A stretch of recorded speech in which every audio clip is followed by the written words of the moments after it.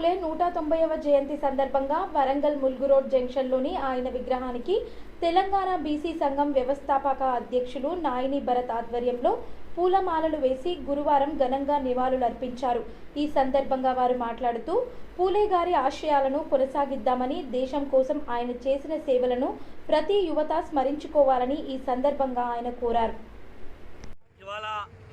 మహాత్మా జ్యోతిరావు పూలే గారి 190వ జయంతి సందర్భంగా మరి ఒక వరంగల్ జిల్లాలోని మరి పూలే గారి కాస్త విగ్రహానికి ఘనంగా మా యొక్క మహిళా నాయకులు, మా యొక్క తెలంగాణ బీసీ ప్రజాసంఘ నాయకులతో కలిసి పూలే గారికి ఘనమైన నివాళులు అర్పించడం జరిగింది.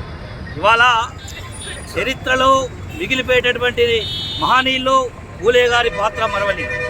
ఇవాళ పూలే గారి యొక్క స్ఫూర్తిని తీసుకొని యువత కూడా ముందుకు పోవాల్సిందిగా, అదేవిధంగా మరి ఆనాడు గతంలో చాలా పరిమాణాలు చెప్పినాం.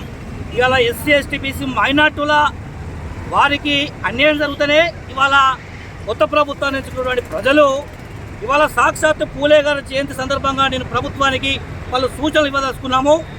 మేము కూడా గత ఎన్నికల్లో కాంగ్రెస్ పార్టీకి మద్దతు తెలిసిన విషయం మీ అందరికీ తెలిసింది.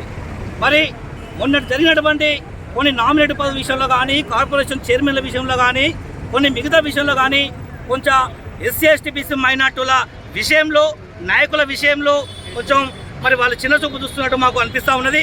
దయచేసి ముఖ్యమంత్రి గారికి రేవంత్ రెడ్డి గారు సూచిస్తూ ఉన్నాం.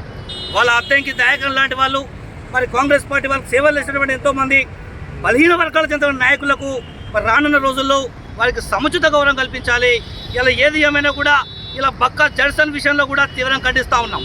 ఇవాళ అధికారం రావడానికి తన శాయశక్తుల కీలకంగా పనిచేసినటువంటి జడ్సన్ ఇవాళ మీకు దూరమైండు. ఇవాళ నిన్న మొన్న వచ్చిన వాళ్ళు మీకు అభ్యర్థులయ్యారు. ఇవాళ ఒకసారి పునరుద్ధరించుకోవాలి.